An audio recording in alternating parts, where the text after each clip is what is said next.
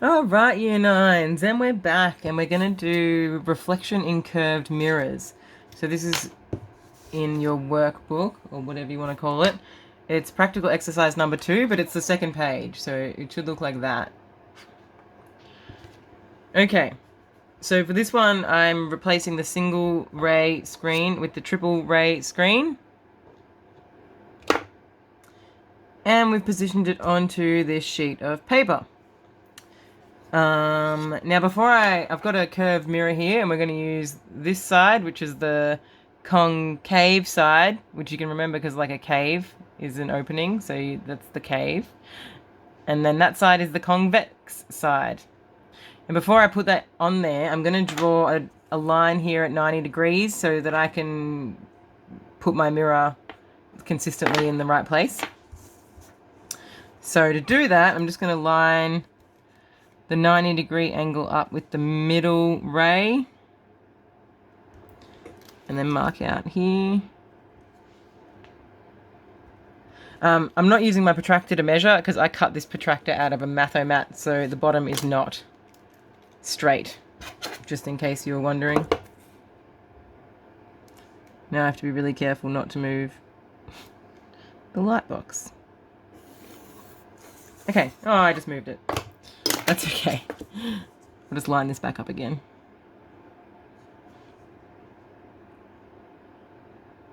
Alright, fabulous. So that's at 90 degrees.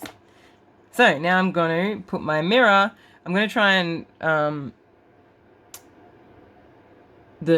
make sure the center ray strikes at the center of the curve.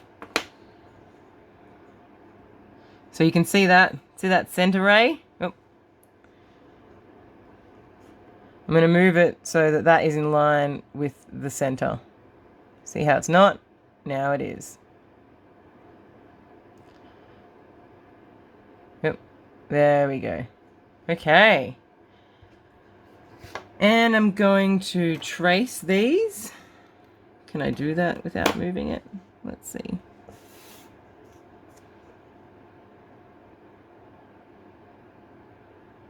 All right. No. I'm going to just have to mark them out and trace them. So this one's coming from there. And then this one's coming from there.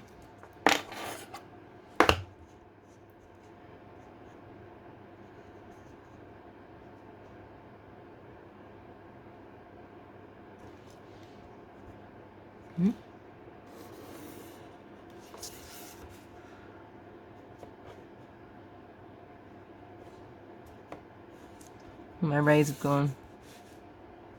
There we go.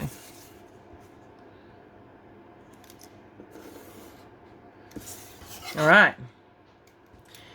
And now we want to measure. We've traced where they cross over. That's here. And we can determine the focal length of each side of the mirror. So this is concave. So to determine the focal length, we just measure literally the distance from this crossing over to the mirror. Oh wow, okay. So that is 2 centimeters exactly. There you go. So now I'm going to do the same, but with the convex mirror. So I'm just literally going to turn it over. Oh, it's really hard to see, isn't it? What if I move it up? Oh, yeah, it gets a bit brighter. I might make my 90-degree line a bit closer.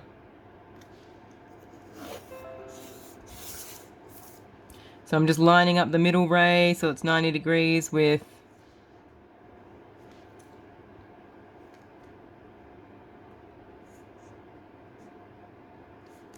my mirror line. Great. Now I'm going to use the convex mirror, which is this side. See, I'm getting them lining up that, see that middle ray there? Lining that up with my center ray coming from the light box. There we go.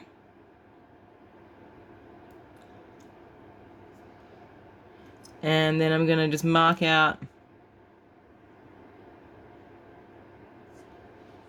these two rays. So there's one here, coming from there, and one here.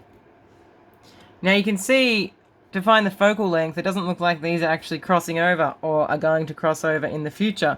So that means we have to extend them out behind the mirror and see where they cross over back there. So this one was going from there to there. And I'll just draw it a little bit past the mirror. And the same with this one. So that was from there. And again, I'm going to go back behind the mirror. Oh, look at that. They do cross over right here. So then, to measure the focal length of the convex mirror, measure again from my mirror.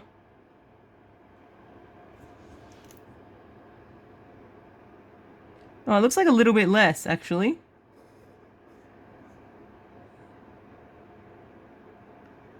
It's like 19 mil, or 1.9 centimeters.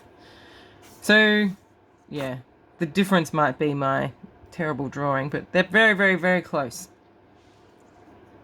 And again, if I wanted to draw the normal on this diagram, that would be 90 degrees.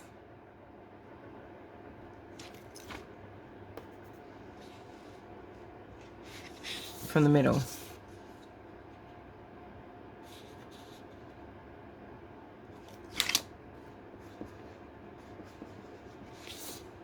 Yeah. Okay.